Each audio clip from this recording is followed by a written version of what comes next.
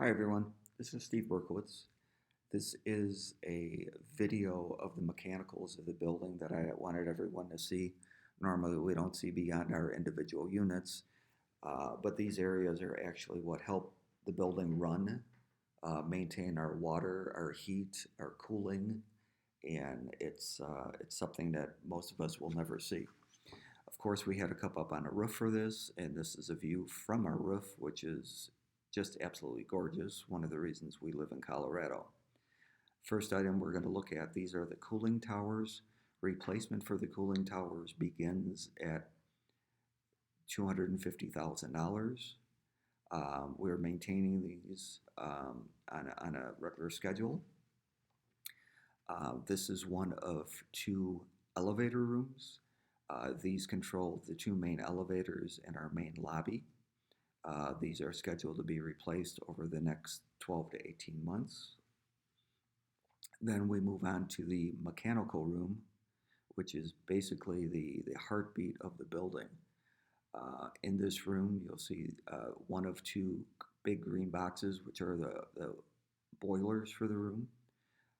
Replacement cost for these boilers is $500,000 a piece. This is one of four pumps that are used to circulate the water and the glycol throughout the building. The pump replacement, $34,000. And again, we have four of them. We've only replaced two at the $34,000 cost, and we have a plan in place to rebuild the older pumps in order to save money. This is an air exchanger for heating and air conditioning for the common areas of the upper portion of the building. This is the second boiler. Again, I just call it the big green box. And we're scanning over to the hot water tank for floors 6 through the penthouse. This is starting to fail and needs to be replaced. And I'll show you how it's going to be replaced when we get down to B1. But this system is antiquated and needs to be updated. This is the control area for the water and glycol system. If you'll notice, there is this white cylinder with the blue stripe on it. That's the glycol reserve. It's very important that you let people know if you have an HVAC person in your unit, because if this glycol falls too low, it can cause an air gap in the building. These are the new water heaters for floors 1 through 5. Similar configuration will be put up on the roof to replace that big white cylinder. This was done overnight to not disrupt morning showers before work, and so we're going to try to do that again with the upper level water heater. Here you're looking at the B1, the yellow tape and the orange lines. These are the sewer drainage lines in the building. When you flush the toilet, this is where everything goes. These are starting to fail. They're cast iron pipes. They're failing early in their life. We'll need to go out for bid on these. Current bids right now are ranging anywhere from $125,000 to $300,000 to have these replaced. This was a repair that was done previously when this section failed, and it needs to be fixed again.